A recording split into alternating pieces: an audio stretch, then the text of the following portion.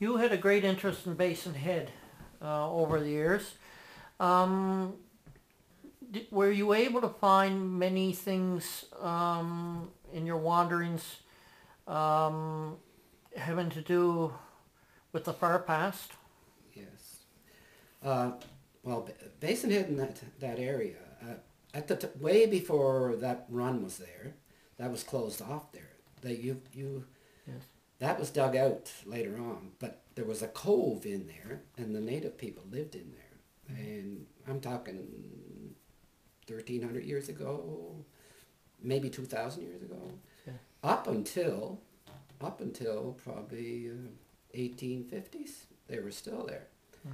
But anyhow, once I found that out, I started looking there. I found really interesting artifacts there.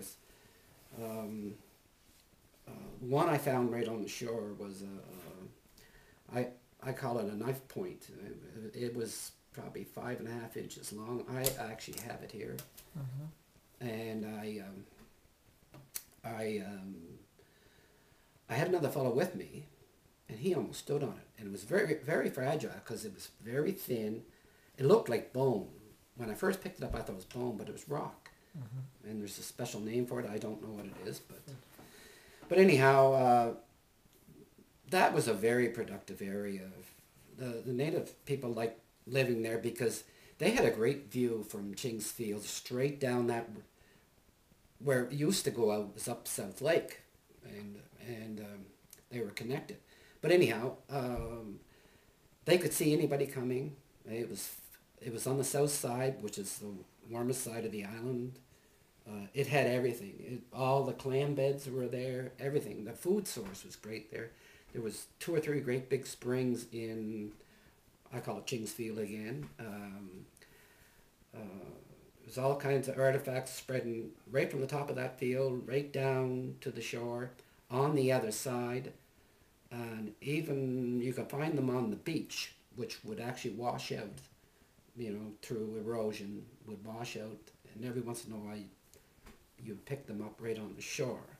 Everybody's stepping on them, not knowing what they are, but they're there. And the clam beds are very interesting. You get into a clam bed, and you'll find little slate, little pieces of slate, really sharp, thin rock, and basically they just use these to stick them in the clam, turn them like that, open the clam, swallow the clam. Anyhow, that's and you find them all through the clam beds, and the native people they didn't have many tools, so rock was a real treasure to them. But anyhow, it took us a classroom to make me realize that these things were at Basin Head. When I first went there, I knew nothing about all this stuff. They came there with shovels and whatever. I don't know if it was a grade 6 class before your time frame. Yeah. Yeah, it could have been.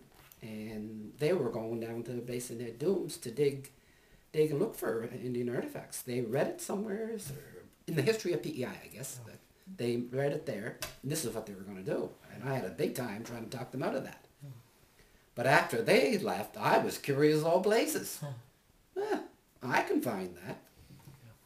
So after finding one site, you can go anywhere on this island and find another site if you know what you're looking for.